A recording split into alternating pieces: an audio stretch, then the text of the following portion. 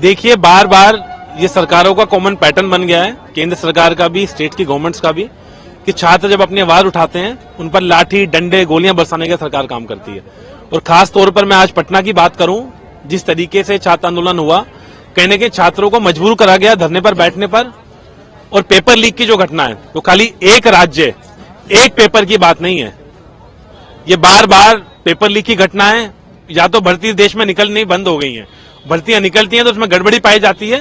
पहले छात्रों को हमेशा डर लगता था रिजल्ट आने से पहले, अब छात्रों को डर लगता है जिस दिन उसका एग्जाम होता है, कि पता लगे एग्जाम से एक दो दिन पहले या तो पेपर लीक हो जाएगा या फिर एग्जाम के बाद पता चलेगा कि वो जो एग्जाम था, जिसकी सालों साल छात्र ने तैयारी करी, कड़ी मेहनत करी, वो पेपर खुलेआम व्हाट्सएपों पर और टेलीग्रामों पर घूमना शुरू हो जाएगा। और जिस तरीके से बीपीएन में तो पता लगा कि तमाम सेंटर ही कॉम्प्रोमाइज हो गए थे, उसके बावजूद और छात्रों की आवाज सुनना है सरकार ने बंद कर दी है। आज मेरा भी मौन व्रत है और यहाँ एक बड़ी छात्र पंचायत का भी आज मुझे भी न्योता मिला, मैं छात्र पंचायत को समर्थन देने आया हूँ। तमाम और भी छात्र संगठन इधर आज आ रहे हैं इस छात्र पंचायत में हिस्सा लेने।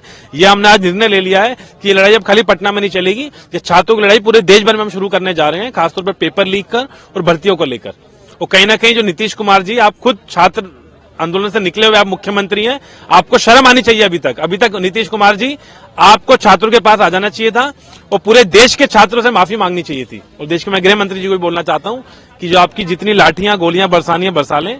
अब छात्रों ने ठान लिया है और पटना तो एक क्रांति भूमि रही है, बिहार आप लोगों को पता है, गांधी जी ने भी किस तरीके से यहाँ पे बड़े आंदोलन शुरुआत करी थी। तो कहीं ना कहीं हम गांधीवादी तरीके से आज मैं भी खुद मौन व्रत रखने जा रहा हूं कुछ घंटे का इन बीपीएस के छात्रों के साथ। और जब तक अब इनको न्याय नहीं मिल जाता, हमारे आंदोलन तमाम पूरी देश भर की एनएसयूआई और हमारे जितने देश भर के छात्र हैं, वो बीपीएस के साथ साथ जितनी हमारी तमाम पेपर लीक की और भर्तियों की समस्याएं, सबको मिलकर हम एक आंदोलन करेंगे। कई सारा डेलीगेशन गवर्नर से मिला, चीफ सेक्रेटरी से मिला, कोई रेजोल्यूशन इस पर नहीं आया है। क्या आप लोग चाहते हैं, कांग्रेस पार्टी क्या चाहती है कि मुख्यमंत्री इस पर किस तरीके से एक्शन ले? देखिए, पहले तो माफी मांगे, जिस तरीके से लाठियां बरसाई, वाटर कैनन इस्तेमाल करा गया छात्रों पर, और तुरंत इस पेपर को, आप लोगों को हमसे ज्यादा पता है, इस पेपर में कहीं ना कहीं पेपर बड़े लेवल पर कॉम्प्रोमाइज है। और अभी आप देखेंगे 19 से 20 तारीख को रिजल्ट तक निकल रहा है, रिजल्ट के बाद आप देख लें, छात्रों को और एहसास हो जाएगा। और कहीं ना कहीं एग्जाम कॉम्प्रोमाइज था, खुले तौर पर दिखा है जब भी छात्र आके बैठे हैं। और ये 500,000 करोड़ रुपए की साजिश है, मैं आपको बता दूं। नीट के समय भी आप लोगों ने देखा था, और भी आगे पेपर, तमाम पेपरों में देख लिया, बड़ी साजिश है। अगर मुख्यमंत्री इस साजिश में इन्वॉल्व नहीं है तो अभी तक छात्रों से मिलने क्यों नहीं आए? तमाम मुद्दे आ जाते हैं तो सरकार की पहले जिम्मेदारी होती थी। पहले ऐसी घटनाएं अगर होती थी तो मुख्यमंत्री और तमाम देश की सरकारें छात्रों के साथ खड़ी होती थी।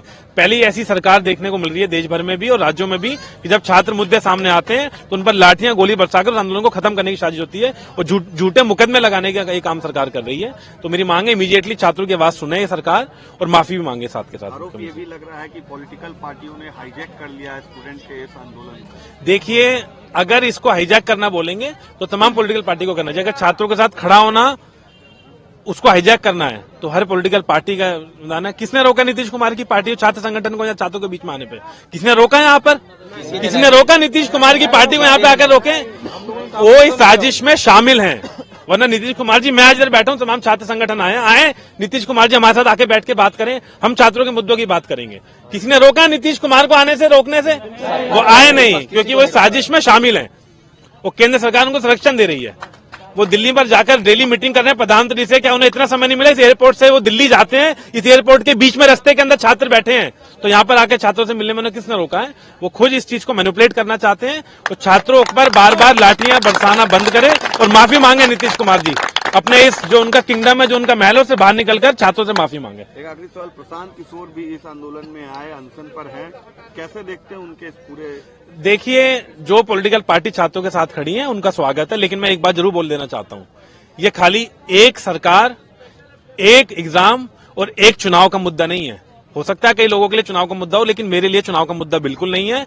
ये जब तक अब छात्रों को न्याय नहीं मिल जाता, हम देश भर में ये लड़ाई लड़ते रहेंगे छात्रों के साथ। और आज इसलिए जब छात्र पंचायत का आयोजन हुआ, मुझे जब निमंत्रण मिला कि छात्र पंचायत है, तो मैंने ठान लिया कि आज पटना में जाकर, और यहाँ पटना से आगाज करूंगा कि अब ये देश भर में जितने तमाम छात्रों के साथ अन्याय हो रहा है, पेपर लीक जैसी घटनाएं, भर्ती जैसे घोटाले, अब हमें खड़ा होना पड़ेगा और वो लड़ाई पूरे देश भर में लड़नी पड़ेगी।